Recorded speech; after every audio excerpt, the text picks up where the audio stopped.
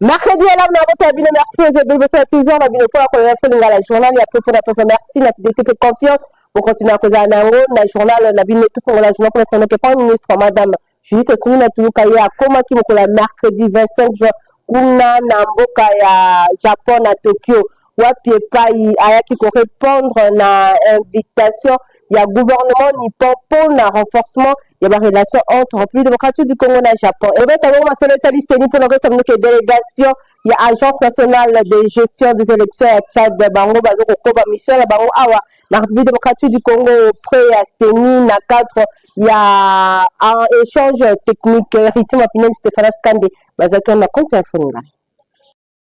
Délégation, il y a Agence nationale de gestion, il y avait élection Ange Namokuse, il y a Tchad et Kambamaki na Ahmed Bakchiri et Kambamaki pour la mission, il y a République démocratique du Congo auprès il y a Commission électorale nationale indépendante na cadre il y a échange technique après beaucoup de nabango lundi et le kina président l'unique dima il y a Commission électorale nationale indépendante bapaya ya seni ba assistaki na démonstration détaillée il y a fonctionnement il y a dispositif électronique il y a vote dev na mokuse oyo tobengaka machine à voter session oyo organisée na salle Abbé Apollinaire Malumalu ezalaki animé na secrétaire exécutif national ya seni accompagné na madame la secrétaire exécutif national adjoint pe ya directeur il y a différentes directions techniques ezalaki na présence il y a quelques conseillers principaux il y a cabinet ya seni après introduction il y a monsieur Toto Mabiku secrétaire exécutif national intervention mibale et salemaki et pas il y a directeur il y a informatique il y a seni Yves Kota pe Hilaire Kamba le directeur il y a logistique première oyo atalisaki ke ba outil ezali ko viser ko rendre processus électoral numérisé pe lisusu ezala rapide davantage pratique oyo ezali sécurisé ya mibale ezali ko développer enjeu logistique ya vote semi électronique oyo ezali koleka na organisation ya chaîne logistique pe ya acquisition oyo ezali bongo déploiement ezalaki occasion pour la directeur ya logistique ya ko présenter analyse moko comparée entre vote manuel pe semi électronique oyo asebazaki na impact positif ya ba poids ya volume pe ya coût oyo ezali réduit pour na opération accent etiamaki mingi na simplicité et utilisation pour na ko permettre na électeur nyonso même sans compétence informatique à voter na confidentialité pe à éviter fraude ba électeur ba koki pe ko sélectionner na gus na bango ba candidat na nzela ya écran tactile puis ba imprimer bulletin ya vote pe ba kotisi yango na kati ya urne technologie oyo ya sika ezalaki apprécié et pas ya délégation tchadienne oyo ba kumisaki ba avancée technologique ya RDC oyo azali ko envisager lokola inspiration pour na ko moderniser propre système électoral pe lisusu bazwaki ba défi réduction ya coût logistique rapidité pe déploiement elongo na transparence ya makasi transparence oyo selon Yves Kota et s'illustraki na 2023 tango seni a publié ki ba résultat bureau par bureau a répondu qui n'a pas attente citoyenne en matière de traçabilité et de crédibilité. Mission Oyo Ekokoba Mokolo ya mercredi pour nous découvrir centre électoral Bosolo na entrepôt ya Seni na Kingabwa. Depuis Azali nommé secrétaire exécutif provincial ya Icoville ya Kinshasa, Brège Ngali Obama Asali Misala Ebele bon na reportage au Fabrice Ndemba Salubino. Ville ya Kinshasa ezali ya koningana Union congolaise parti cher ya autorité morale professeur Daniel Mukoko Samba depuis banomaki Brège Ngali Obama lokola secrétaire exécutif provincial ya ville ya Kinshasa Brège Ngali Obama elongo na comité na ye bazali kosala mosala na ndenge ya kosakana te bendele ya ikolelo ezali kopepa bisika nyonso na misala ya kitoko pe ya malonga oyo ezali kosalima. Brège Ngali Obama le 13 octobre 2024 à Sangisaki, plus de 5000 personnes bayaki ebele na espace culturel solidaire oyo ezwami na commune ya Maluku pour na ko assister na cérémonie ya adhésion na ye na parti politique babengi Union congolaise iko na mokuse. Cérémonie oyo bosimbake ezalaki présidé et pa ya directeur ya cabinet ya VPM ya économie Clinton Bamana matembele ya Simandaku Brège Ngali Obama asignaki fiche d'adhésion azwaki ba insigne nyonso ya parti oyo etalisaki ke akomi désormais membre ya UCO pe délégation ya chef coutumier bapesaki ye insigne symbole nyonso ya pouvoir coutumier. Bredge Engali Obama azwaki diplôme de mérite et paye ya observatoire congolais pour la bonne gouvernance et sociale. Nasima ya adhésion na ye, Bredge Engali Obama akendaki mbala moko kolamusa ba base na ye nyonso pona kokota na UCO, Union Congolaise. Le 18 novembre, mobange na cérémonie ezalaki organisé na epai wapi Bredge Engali Obama atambolaki na message fe moko, message ya kopesa ba félicitations epai ya vice-premier ministre pe ministre ya économie nationale professeur Daniel Mukoko Samba le technocrate. Cérémonie elekaki vraiment kitoko. Bredge Engali asengaki na population to ba base na ye bango nyonso bakota na UCO. Le 11 janvier 2025 nde siège ya Union Congolaise UCO oyo ezwami na commune ya Mongafula eyindaki na ndenge ya kosakana te. Bredge Engali Obama na sima ya kozala nommé lokola secrétaire exécutif provincial ya UCO ville ya Kinshasa akitaki mbala moko na siège ya parti elongo na ba collaborateur na ye oyo nyonso bazalaki nommé pe échantillon ya base na ye po na ko remercier secrétaire général ya UCO Prince Mwabi po na ndenge apesi ye confiance pe babosana kite autorité morale ya UCO le technocrate professeur Daniel Mukoko Samba. Na clôturaki année na lakisaki ke Bredge a mérité pour que feuille de route na biso Toko Kisango. Moussala Ebandakate Ebandi, le 25 janvier 2025, secrétaire exécutif provincial ya UCO Kinshasa, Bredge Engali Obama, a sangisaki plus de 300 leaders na résidence na ye oyo ezwami na Salongo, na commune ya Lemba. Bango nyonso ba leader to ba cadre oyo, ba koti na kati ya UCO, ba signaki ba fiche d'adhésion, pour na kolakisaki désormais, ba komi ya UCO, ba zwaki ba insigne ya parti, biloko ya ndenge na ndenge. Bredge Engali Firi Obama. Lelo tozalaki na adhésion ya ba cadre o ba wuti na bisika ebele. Ba wuti na ba association, ba wuti na ba parti mususu o ba ye ko rejoindre biso na niveau ya Union Congolaise. Asangisaki ba femme militaire o mibali na bango bazwami na front na est ya République démocratique du Congo pona kobundela mboka na cercle solidaire na commune ya Maluku epai wapi bazwaki ba cadeau surprise ya maputa oyo eutaki na epai ya autorité morale professeur Daniel Mukoko Samba. Bredge Engali Obama akaboelaki ba mama to basi ya basoda ba cadeau ya maputa bazalaki na esengo na ndenge ya kosakana te. L'infatigable Bredge Engali Firi Obama le 20 mars 2025 akendaki mbala moko ko installer ba responsable oyo bakokamba 4 communes mobimba, c'est-à-dire commune ya Lingwala, Kintambo, Barumbu pe Mongafula. Cérémonie kitoko pe ya kafu kafu elekaki na commune ya Kintambo. Ezalaki esengo poto installer ba cellule bango batikala wana pona kosala musala po Union Congolaise toza na besoin que na mikolo ezali koya to kokisa 1000 cellules na kati ya ville province de Kinshasa. Le 22 mars 2025 nde ezalaki 11 cellules mobimba ezalaki installé pour na compte ya Moamba nyonso elekaki na quartier Kemi kuna na commune ya Lemba. Commune Yansele, Mabele Mame et Yamba Kibongo Bredge Engali Firi Obama, les lions de la ville de Kinshasa, wana ezalaki dimanche 30 mars 2025 et Paiwapi, 17 cellules mobimba, ezalaki installé Pekuna Kado ya Maputa et Pesamaki le sous pour la maman. Plus de 250 pannes et Kabola Maki et Outaki et pas y a autorité morale y a UCO professeur Daniel Mukoko Samba. Bongo samedi 26 avril 2025 na quartier Salongo 3 kuna commune ya Lemba et pas wapi Bredge Engali Obama a créé que cellule moko na kombo na ye cellule Bredge Engali Obama bendele ya UCO ezali kotombwa makuna pe bayiba kokamba yango bazwaki ba symbole nyonso ya parti politique babengi UCO bango nyonso ebele basadere kuna.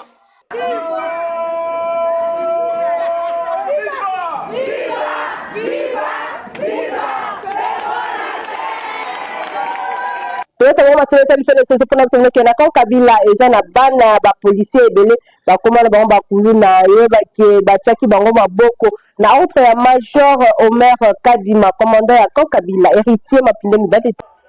Boina kati ya Kankabila oyo ezwami na komini ya Lemba ezali na ba présumé bana ba policier oyo ba mesana kosala trouble kuna olie ba policier bazala wana pona ko sécuriser population elongo na biloko na bango kasi bana na bango bakoma kosala ba trouble esuka kaka na kante ezali kobimati libanda na boulevard bypass epai wapi tango embouteillage ezali insécurité ezalaka cause epai ya bilenge oyo bozali komona ba responsable ya Kankabila weekend eleki na bokambemi ya major Omer Kadima batiaki bango maboko badelojaki bango même na bandako ba parents na bango bisika bango bavivaka pona kotalisa bango liboso ya bapanze sango par rapport ya misala mabe oyo bango bazali kosala bazali vraiment bakuluna na kati ya camp basala kamobulu kuna babimakati libanda na komini ya Lemba pe Matete pona kobotola ko violer pe koyiba biloko ya population na tina wana moko ya ba responsable ya Kankabila a pesi explication na micro ya Info Lingala. Ce sont nos propres enfants.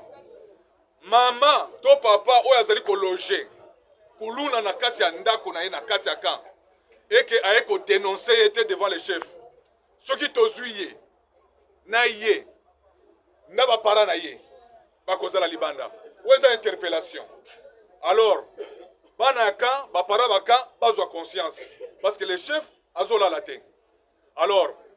biso musala na biso ezali kokanga kotinda soki bakotika kuna biso toyebite mais biso tosaki musala na biso ezali boye major Omer Kadima bosala makasi elongo na ba element na yo na camp ba civique bakoki kovanda te bango nyonso bazalaka déloger nzinga ya camp esengeli ezala bisika oyo population azali kopema na sécurité moko ya makasi olie population akoma kobanga nzinga ya camp epai wapi ba policier bazali boko bakaka na kosala opération oyo enfin que ba civique nyonso bazala déloger Kankabila ezali esika bakuluna bakoki kovanda te.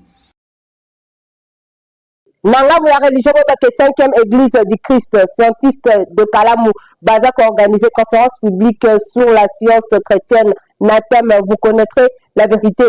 vous affranchira. Et pour les Canadiens, à 17h30 à 18h30, na Digital Congo, voilà un reportage pour Nadine Assona. Salut Bino. Congo Kinshasa, Congo Brazzaville, Angola, bana mokili mobimba boyo kelanga likambo oyo 5e église du Christ scientiste Kalamou bazali kobongisa mobange na conférence biblique na oyo etali science chrétienne oepai wapi mama na likambo nango ezali vous connaîtrez la vérité et la vérité vous affranchira bosimba date oyo malamu conférence oyo kosalema vendredi 27 juin 2025 de 17h à 18h30 na Digital Congo. Rendez-vous monene oyo ezali ya kozanga te pamba te boko approfondir connaissance nabino na oyo etali science chrétienne et pa wapi orateur ezali les praticiens professeurs pe membres ya conseil ya conférence ya science chrétienne na Boston Massachusetts ezali bongo Tiabwi la Mayal Yende ako expliquer ki toko occasion ya conférence oyo na oyo etali science chrétienne. Vous connaîtrez la vérité et la vérité vous affranchira. Yangonde ezali mobange na thème. Occasion oyo ezali ya kozanga teo. Bokanga date oyo malamu. Bozwa carnet na biki boko mango kitoko. Vendredi 27 juin 2025 na 17h kino 18h30 na Digital Congo. Kuna nde bokolanda mate ya kitoko na oyo etali bongo science chrétienne. En tout cas, bokozala édifié na nzela ya orateur monene ezali bongo les praticiens Tiabwi la Mayal. Kaka la religion de la communauté unie de réveil na Bokamoni archevêque supérieur de Dokamba Bazak a organisé 2e édition la trompette du réveil na thème pour une paix durable en République démocratique du Congo. Rendez-vous et Pessami Mokola lundi 30 juin. Fabrice Ndombi héritier va plus bas détail. Ngonge Ekokie tango ifwe ni batata ba mama yoka deuxième édition ya trompette du réveil yango yekokie bosimba malamu communauté unie du réveil cure na mokuse en collaboration na ba église ya ville province ya Kinshasa baza ko organiser mo bange na rassemblement de prière oyo babengi yango deuxième édition trompette du réveil banana nzambe ya année 2025 oyo ezali nde ya koyinda mabe potem na yango ezali pour une paix durable en République démocratique du Congo. Congolais nzambe asala yo obotama na Congo pamba te po ozali na mission ngonga yango yo ekoki zwa date oyo malamu lundi 30 juin 2025 na 8h biso nyonso tokutana na esplanade ya palais du peuple elongo na archevêque supérieur représentant légal ya confession religieuse cure Dodo Israël Kamba elongo na basali na nzambe nyonso ya République démocratique du Congo boya to bondela elongo po na mboka pamba te kimia nde ezali mama ya mabongi nyonso bosimba date oyo malamu lundi 30 juin 2025 na ngonga ya 8h na esplanade ya palais du peuple boya to sangana po na deuxième édition ya trompette du réveil boya bana na nzambe bozanga te na nzela ya losambo nde nkolo akosala nyonso tunanga nini la prière change le cours de l'histoire soki tosambeli lokola moto moko nyonso ya mikakatano ya mbindo ya mbilinga oyo eza kotungisa mboka ekokatana kaka na nzela ya losambo yoka malamu archevêque supérieur représentant légal ya confession religieuse cure na mokuse Dodo Israël Kamba na basali na nzambe nyonso ya RDC bakosangana pona kobondela pona ekolo elongo na yo congolais nyonso boya mate ya kafu ekozala ebongo adoration na louange pe ezali au rendez-vous.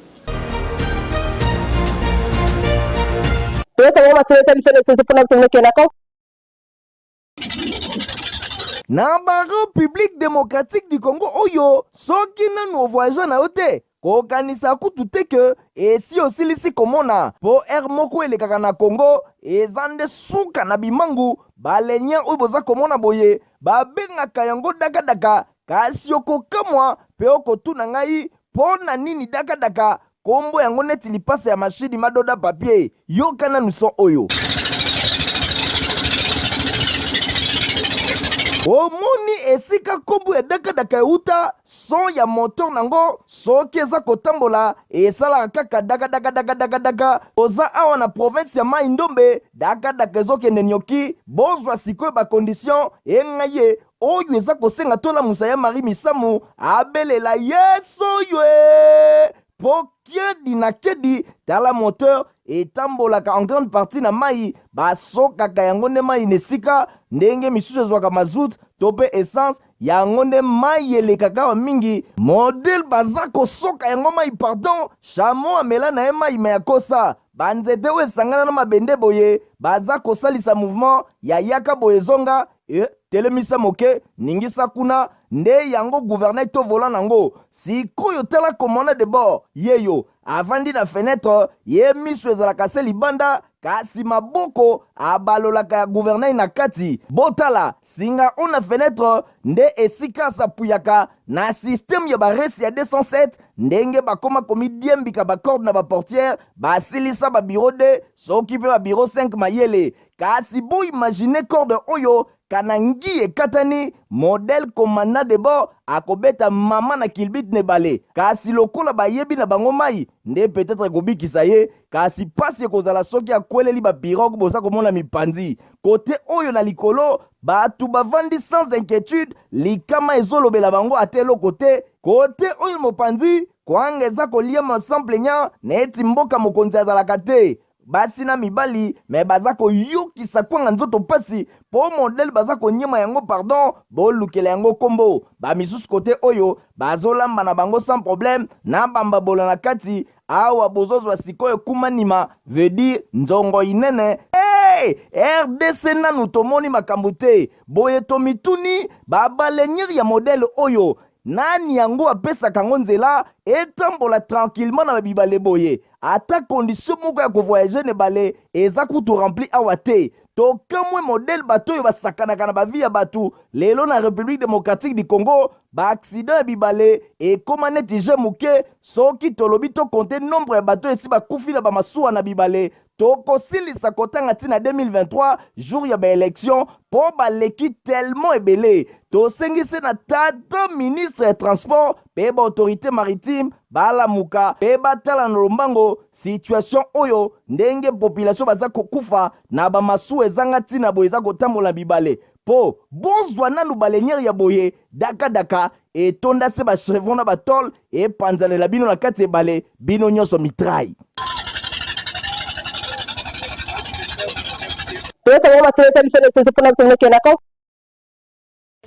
ndenge kaka bamesana koloba oyo akosala te alia te moto na moto akolia na motoki na ye bosimbake bajeune kinois mingi badevelopa esprit ya créativité pe ya innovation awa toza na quartier Kimbangu na komini ya Kalamu botala bino moko bilenge oyo bazwa momesano ya kosala makayabu na ndenge na bango makayabu na bango etekamaka na wenze ya Mariano bazali kosala yango mingi na poisson oyo babengi sergent poisson yango sergent bango moko bayebi esika bazwaka yango pe makayabu oyo ezali kotekama na wenze ya Mariano selon ba information okokanisa kaka salaki ndeke nzoka nde salaki ndeke te bakongo bayebi kasi ezali makayabu esalemi kaka na quartier Kimbangu na commune ya Kalamu na passage ba reporter ya Info Lingala journal ya peuple boyoka basali na yango ndenge ba expliquer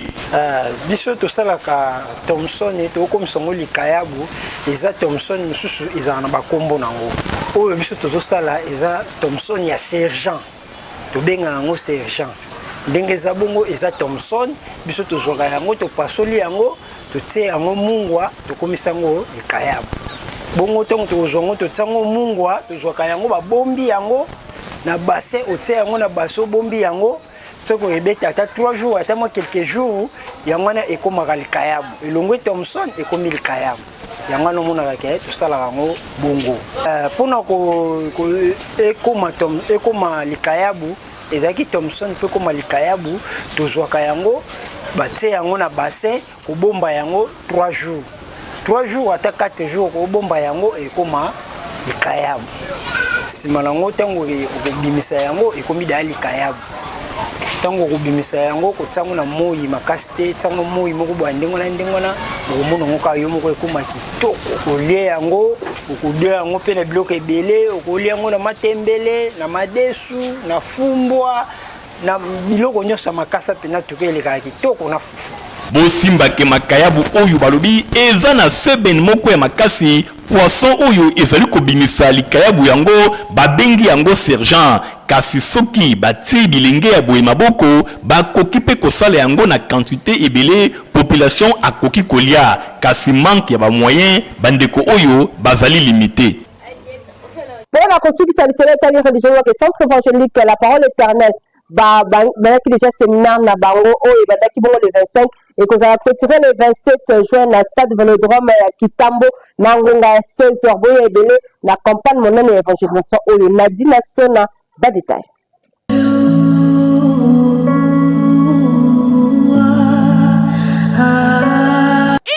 Grande et d'un accès efficace nde ezalimo bange na thème ya 23e édition ya convention monene oyo babengi joint la main de compassion oyo ezalaka organisé chaque année na centre évangélique La Parole Éternelle oyo ekambamaka et pana yemoko le révérend pasteur Kali Kansenda nde ya 2025 oyo bafungolaki yango mardi le 17 juin pe baklotiraki yango mardi le 24 juin oyo ezalaki kosalema na ngonga ya 16h30 kino 19h30 kuna na siège ya centre évangélique La Parole Éternelle oyo ezwami na avenue Kisangani numéro 52 13 référence virage à Solongo na Bandal ndebo sengeli koyebake à travers convention oyo centre évangélique Parole Éternelle balengeli lisusu moba bange na campagne d'évangélisation oyo bakofungola yango mercredi 25 juin pe clôture nango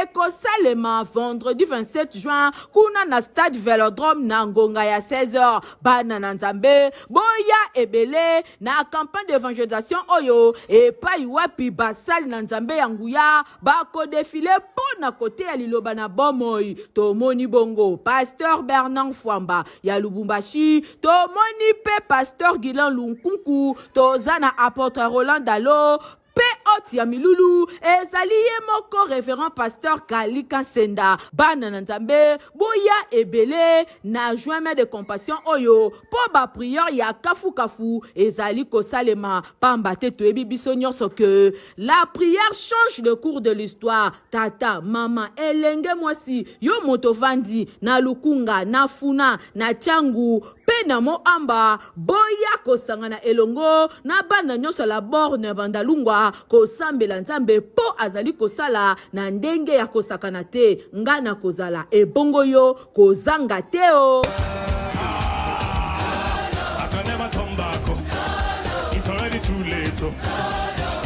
Président ya ONG RM tosungana promoteur ya Maman Pemba Rodrigue Mbungu aza ko soutenir match moko monene ya retrouvaille oyo ekobeta momoko la lundi 30 juin entre base ya Tembe na Tembe pe base ceinture ya Nzambe na terrain Saint-Thomas kuna la commune ya Kisenso à partir ya 15h bokende bele héritier wa Pindemi la Dilan.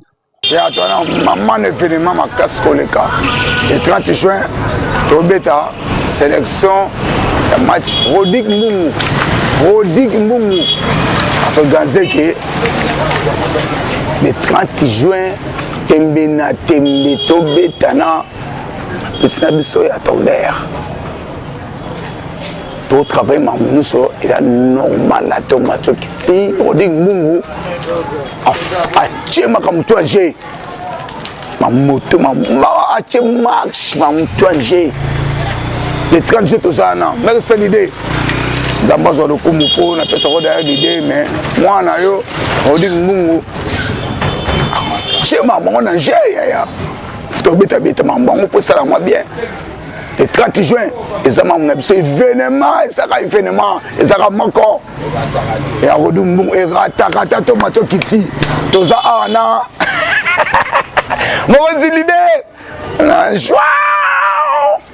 o mutina ngai baza tongo on te raté mais toza ensemble mikanga ko moko eza événement le 30 juin ya événement moko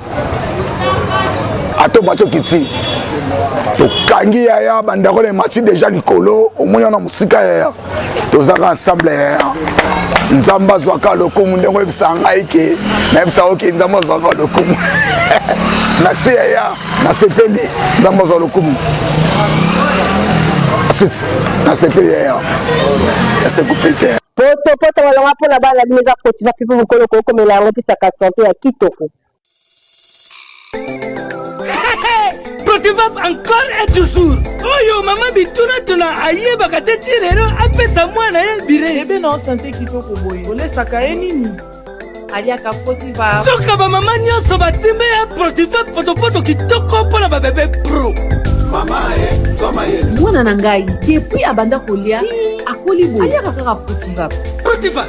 Protéine, vitamine, énergie. Azama yele na classe abela kate alimbaka te. Ba maman, félicitations à vos connaissances. Protivap, facile à digérer et nourrissant. Ezana, protéines, vitamines et énergie. Hey, bébé nayo kitoko ninyo esakai. Ba ba ingakango, santé kitoko nzoto makasi. Matemi disa, mama detsa mwana. Sukana mbindi, ayo sukana mbindi. Protivap, pour bébé pro. Produit par Chris SARL. Vous allez que belle pona pour la nation de la journal pour la pour ceux qui veulent se faire qui nango. Merci l'équipe rédactionnelle au celle qui journal aux qui toko la banda pour la vino Nadine Assona pe Midjo Mabasi héritier wa Pindemi Asper vous qui journal au montage et c'est pas Christian qui le béni. Voilà, nous tous rendez-vous. Donc vous allez au revoir.